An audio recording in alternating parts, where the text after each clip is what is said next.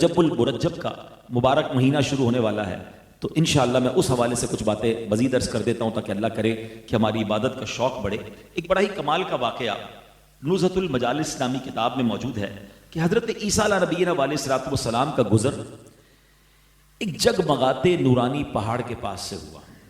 آپ نے بارگاہ خداوندی میں عرض کی کہ یا اللہ یہ بڑا چمکتا دمکتا امیزنگ سا پہاڑ ہے، ماؤنٹین ہے، اس کو قوت گویا عطا فرما، میں پہاڑ سے بات کرنا چاہتا ہوں۔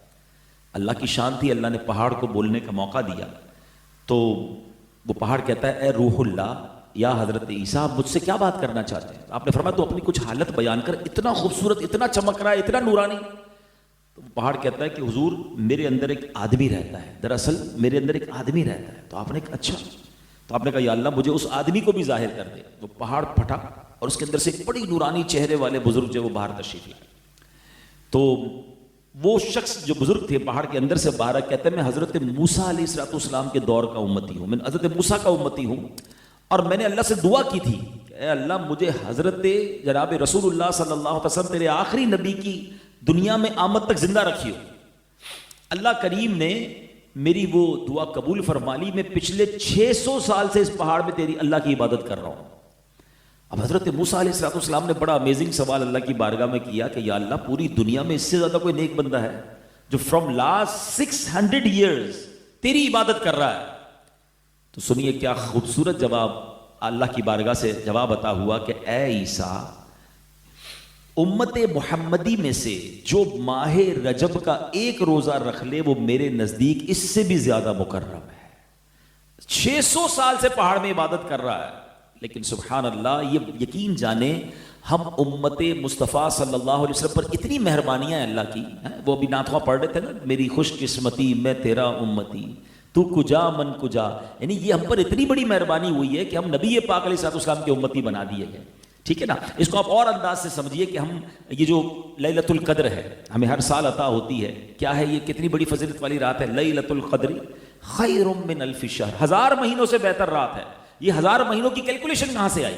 آپ پڑھیں تفسیر قرآن، علماء نے اس کے شان نزول میں لکھا کہ پچھلی قوموں میں بنی اسرائیل میں ایک بزرگ تھے جنہوں نے 1000 مہینے تک روزے رکھے، اللہ کی عبادت کی اور جہاد کیا اور شہید ہو گئے۔ رات بھر عبادت کرتے تھے، دن میں روزہ، جہاد کرنا، رات بھر عبادت، اور شہید ہو گئے اللہ کی راہ میں۔ اتنی بڑی نیکیاں کی انہوں نے۔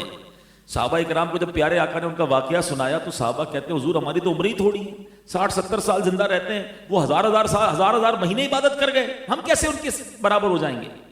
تو سبحان اللہ، نبی پاک علیہ السلام کے دل میں خوشی داخل کرنے کے لیے جبریل امین یہ قرآن کی آیت سورت پوری لے کر آئے کہ انا انزلناہ فی لیلۃ القدر وما ادراک ما لیلۃ القدر، تم نے کیا جانا لیلۃ القدر کیا؟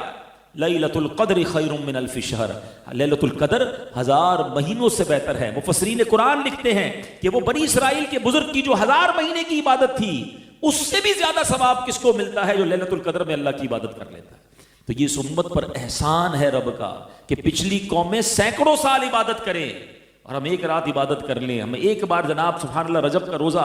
تو یہ سمجھنا ہے کہ ہمارے لیے ثواب بڑھا دیا گیا ہے بیکاز نسبت آف رسول پاک علیہ السلام کے میرے حبیب کے امتی ہیں۔ تو یہ وہ مبارک مہینہ آ رہا ہے جس کے بارے میں احادیث میں مضمون ملتا ہے کہ رجب اللہ کا مہینہ ہے، شعبان نبی پاک علیہ السلام کا مہینہ ہے، اور رمضان اللہ فرماتے ہیں میری امت کا مہینہ، نبی پاک فرماتے ہیں میری امت کا مہینہ ہے۔ رجب شہر اللہ، شعبان الشہری، اور فرمایا جو رمضان ہے وہ میری امت کا مہینہ ہے۔ تو اے میرے پیارے اسلامی بھائیوں، اتنا مبارک مہینہ اب ہمارے درمیان آنے والا ہے۔ علامہ صفوری رحمۃ اللہ تعالی علیہ بڑی کمال کی بات فرماتے ہیں، وہ فرماتے ہیں رجب بیج بونے کا مہینہ ہے۔ اللہ کا مہینہ ہے نا، be prepare for the big blessings, کہتے ہیں رجب بیج بونے کا مہینہ ہے، سیڈنگ کا مہینہ ہے، شعبان ان سیڈنگ کو ہارویسٹ کرنے کا، پانی ڈالنے کا مہینہ ہے، اور فرمایا رمضان فصل کاٹنے کا مہینہ ہے۔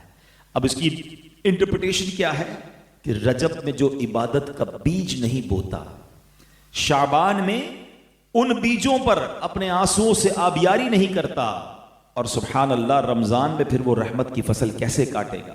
ہمارے اسلاف جب رجب کا چاند نظر آتا تھا اپنے آپ کو فری کرنا شروع کر دیتے تھے، جلدی جلدی مقدمے نپٹا دیتے تھے، لینا دینا ختم کر دیتے تاکہ عبادت میں مصروف ہو جائیں۔ شعبان میں کیونکہ شب برات ہے، نامہ اعمال پیش ہونے کی رات ہے، اور رمضان آنے سے پہلے اپنے آپ کو فری کرتے اور پھر اعتکاف میں بیٹھ جایا کرتے تھے۔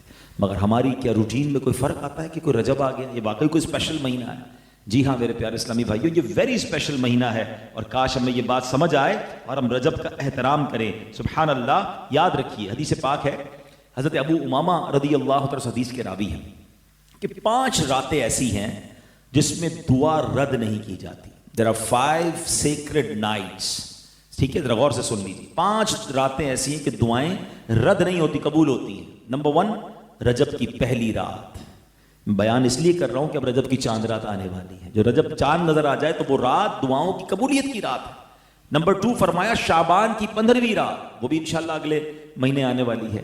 پھر فرمایا شب جمعہ، یہ دیکھیں کچھ راتیں سال میں ایک بار آتی ہیں، اور اللہ کی رحمت سے ہر ہفتے ایک رات ہے، جمعرات اور جمعے کے درمیان کی جو رات ہے شب جمعہ جس کو کہتے ہیں، یہ رات بھی قبولیت دعا کی رات ہے۔ 4 فرمایا عید الفطر کی چاند رات، یعنی صبح عید ہے جو رمضان کا چاند نظر آتا ہے، یہ جو چاند رات ہے اس کو لیلۃ الجائزہ بھی کہا جاتا ہے، انعام ملنے کی رات بھی کہا جاتا ہے۔ انفارچونیٹلی اس رات بھی شیطان بڑے گناہ کرواتا ہے، سارا رمضان عبادت کرتے ہیں، چاند دکھتے ہی ایسا لگتا ہے شیطان کو ویلکم کرنے نکل جاتا ہے، کیونکہ شیطان بند ہوتا ہے نا پورا مہینہ۔ وہ رات بھی عبادت کی رات ہے، گناہ کی رات نہیں، اللہ سے معاف مانگنے کی رات ہے۔ اور 5واں فرمایا عید الاضحیٰ کی رات، یعنی جس دن صبح عید الاضحیٰ ہو اس سے پہلے کی رات بھی یہ خاص دعاؤں کی 5 راتیں ہیں۔ اللہ ہمیں ان راتوں پر خوب عمل کرنے کی توفیق عطا فرمائے۔ تو رجب میں جتنا ہو سکے آپ روزے رکھیں، اس میں ذکر و درود کریں۔ اچھا، اس میں ایک اور بڑی نیکی کرنی ہے، کوشش کیجیے گا، ضرور کیجیے گا، اور حضرت سیدنا عبداللہ بن زبیر رضی اللہ عنہ سے روایت ہے کہ ماہ رجب میں جو کسی مسلمان کی پریشانی دور کرے، اللہ عز و جل اس کو جنت میں ایک ایسا محل عطا فرمائے گا جو حد نظر تک، یعنی جدھر تک آئی سائٹ جاتی ہے اتنا وسیع ہوگا، اتنا بڑا ہوگا۔ تم رجب کا اکرام کرو، اللہ عز و جل 1000 کرامتوں کے ساتھ تمہارا اکرام فرمائے گا۔ تو رجب کی عزت کرنی ہے، اور اس مہینے میں کوشش کر کے کسی ایک کی پریشانی دور کر دیں۔